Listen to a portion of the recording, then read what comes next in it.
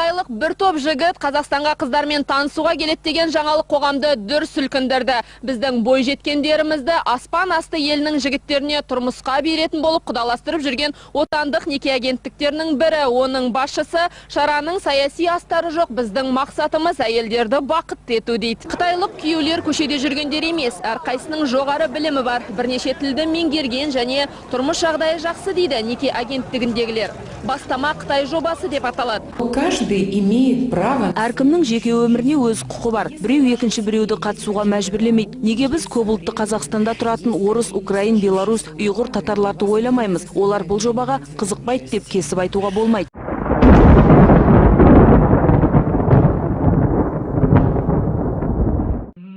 Айгүл Қажыбек. Қытайда туып өскен азамат ретінде білерім, олар еш нәрсені тегін жасамайды. Көрші деген ұғымға біз сияқты қарамайды. Баяғыда бір Қытайға аудармашы болып, әңгімесін естігенде жағамды ұстағам.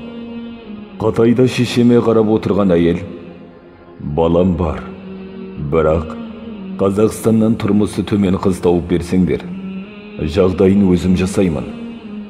Басты талабым тұрмысы төмен болсын деген. Олар ең жансыз жерді біледі. Мемлекетіміздің әлсіз тұсын ұстап алмаса болғаны. Айгүл қарындасым дұрыс айтып отыр. Қытай қимылдамайды. Ал қимылдаса жұтады. Жұтып та келді. Жақындағанның бәрін, тіпті өздерін жаулап алғандарын өзін жұтып қойды. Бұл тарихи шындық. Енді олар әлемдегі ыңғай берген елдің бәрін жұтуға көшті. Қытайдың Чайна тауына әлемнің көптеген елдерінде бар. Бұл не? Бұл қарсылықсыз жаулау. Бүгін Чайна, ертең Шина. Сол сияқты тап қазіргі бізге қолданып отырған Қытай жобасы, яғни Қытайдың ауқатты азаматтарының қазақ қыздарынан қалыңдық іздеуі де жұтудың бір түрі. Қарындасыңды қатын қыламын дегені ауыр тиіп тұрмаған. Шын мәнінде бұл Қытайдың қазаққа бір тамызуы. Қызыңа тамған бір тамшы, ұлтыңа шашыраған мың тамшы. Менің намысымды келтіріп, өлтіріп бара жатқан жері де осы. Тамызғанда да қазақ жігіттерінің аяқ қолын заң күшімен байлап матап қойып тамызбақшы. Тамған дүние денеңе тарап, санаңды жаулайды. Келе-келе бойың соған үйренеді. Сосын олар қанша және қалай тамызамын десе де өзі біледі. Қытайлықтардың қазақ қыздарына мейлі олар кейбіреулер айтқандай жаман қыздар болса да, осылай салтанатты түрде келіп, өздеріне жартаңдай алуы, түбі ұлттың жұтылуы, жойылуына соқтырады. Біз бұл жағдайда өз еркімізбен қытайлықтарға күйеуге тиіп жатқан бей-берекет құбылысты өз қолымызбен ретке келтіріп, даңғыл жол салып берген боламыз. Қашанда күйеу баланың осылай есік ашып келуін күтетін күйге түсеміз. Бұл 6 ай бойы адам түгілі бірі оқ өтпеген, отырар қамалын сатқынның ашып берген қақпасынан енген жаудың 6 сағатта күйреткенімен тең. Опасыздық. Ендігі жерде осы Қытай жобасына бірден қарсы шығудың орнына бары жоғы 5 Қытай екен. Тексіз тәрбиесіздердің ұстаудың қажеті жоқ. Елдің ойын басқа жаққа бұру бұл. Биліктің тапсырмасы деген сияқты сөздер айтып, Қытайларға бүйрегі бұрғандар өздерін ұлтшылмын деп айтпасын. Мұндай ұлтшылдар отырар қақпасын жауға ашып берген сатқындар. Осылар сірә қымбат төленетін Қытай агенттері ғой деймін. Бір емес, бірнешеуі. Қытай баса көктеп кіретін агрессивті ұлт емес. Оларды тек қыздарымыз ғана қызықтырады. Оларда 40 миллион еркек жалғыз басты екен. қайтеді енді дегендей жүректер елжіреп тұр. Сонда бұлар Қытайдың дегеніне көнсең, сол 40 миллион сұр бойдақ, бары жоғы 17 миллион қазақты талғамай-ақ түгелдей дерлік өздеріне адал жар етіп ала салатынына мейләрі да жетпейді-ау деймін. Әлде мейләрі жетсе де, оларға сондай жағдай оңай ма?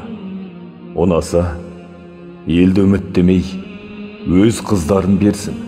Тіпті өздері де сол қытайларына еркек ұрғашы бар, үрім пытағымен қоса тиіп алсын. Жалпы осындай келте ойлы, пиаршыл, батысшыл, өздерін элита санатына қосатын ұлтшылдар бәрінен де қауіпті. Бұлар дүмше молда ел бұзар деген нағыз мәңгүрт серкелер. Артынан ерген қойларды етке өткізуге бастап бара жатқан ешкілер.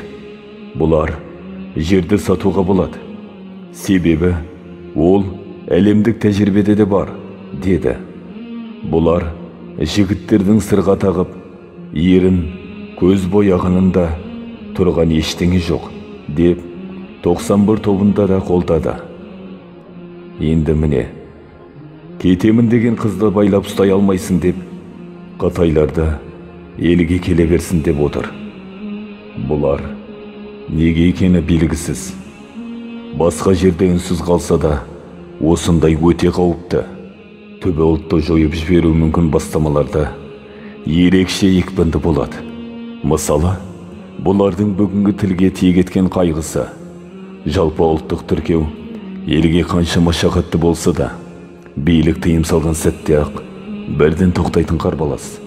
Ал Қытай жобасы басталып, өріс алып кетсе, оны тоқтату қиын. Ол халықаралық мәнге ие болып кетеді. Сосын қылышыңды боққа шап.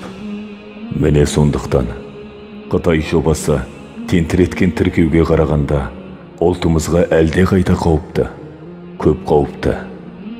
Енді осыған пайымыз жетпей, ұлтты өлтіретін екен білмей тұрып, келетін 5 Қытайға болу дүрлігуі, елдің көңілін тіркеу науқанынан басқа жаққа бұру үшін биліктің тапқан амал деп көлгірсіген адам ұлттың дұшпаны. Себебі Қытай бесеу болып келмейді.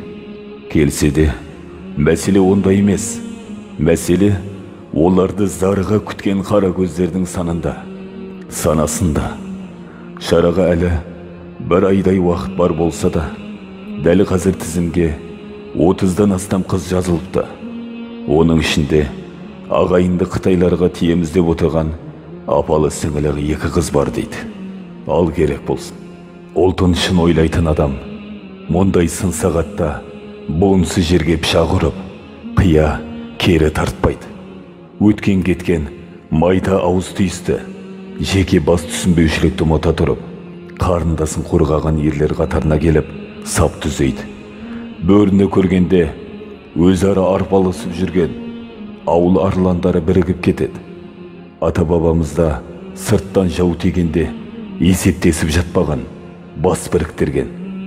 Ата-баба жолына тексіз ғана аттап кетеді. Тексіз болмайық ағайын, кері тартпайық.